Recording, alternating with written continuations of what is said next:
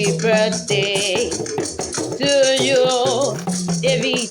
Happy birthday to you, Ọmọ Morakiyo.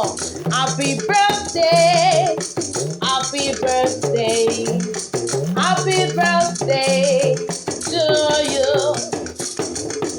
May the good Lord bless you.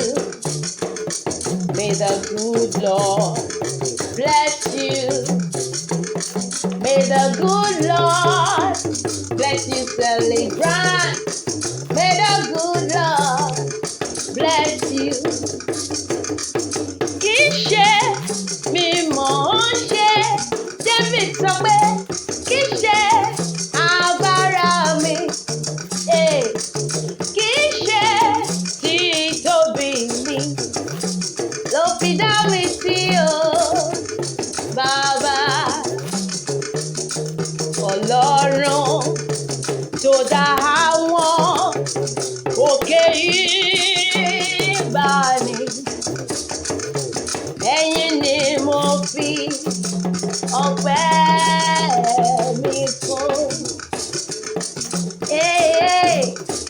Ta ni wọ́n tún gbé ga o,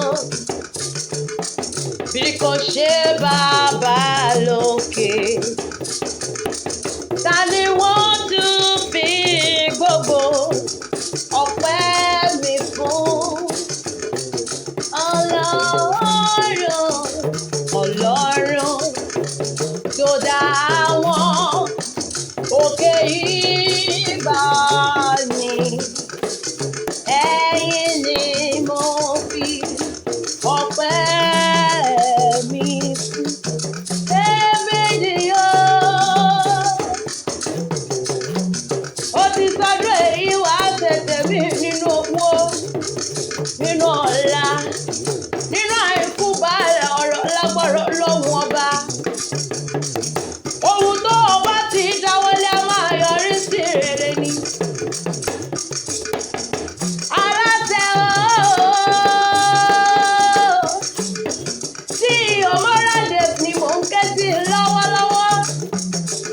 Òkú oríire àtẹ̀yí táwọn dún ipò nípa ẹni rèwerèwe. Oǹdó Èkìtì nílé bàbá rẹ̀. Oǹdó kan gbọ́dọ̀ jẹ́wé ìran, wọn sì gbọ́dọ̀ wá gbòǹgbò ibẹ̀ o. Wọ́n gbọ́ ìtí onírè bàbá rẹ̀ wọ́n roko. Ìtí onírè bàbá rẹ̀ wọ́n ìyẹnà. Ìtí onírè bàbá rẹ̀ wọ́n fi kódó gbá ẹrú síwájú. Ẹrú onírè níroko. Ìwọ̀fà onírè wọn arọ̀gbàjà. Ọmọ onírè wọn arẹ̀mú sékéré. Ará ìlágbẹ̀dẹ nìyẹn. Ọmọ rówó. Ìjẹ̀bú nílé màmá rẹ̀. Ọmọ dúdú wọn dé. Ọmọ dúdú wọn sùn pẹ̀díyẹ jẹ. Ọmọ wúṣẹ́ náà yọ̀yọ̀ ń yọ o. Ebi bòun jẹ̀bú àwọn ẹni ní wíní. Bó sì ń jẹ̀bú àwọn ẹni ní wíní. Bówó ń jẹ̀bú àwọn ẹni yòókù àmùsọ̀dún Agẹmọ. Ìjẹ̀bú o, ọmọ Àwùjalẹ̀, ọmọ Ẹrẹ́rìn wa. Ọmọ dúdú lẹ́sẹ̀ ò mọ̀ bẹ́ẹ̀ ṣe níjọ́sí. Pupa tó mọ̀ bẹ́ẹ̀ ṣe ò sí nílé. Ọmọ olówó sì lè kalẹ̀.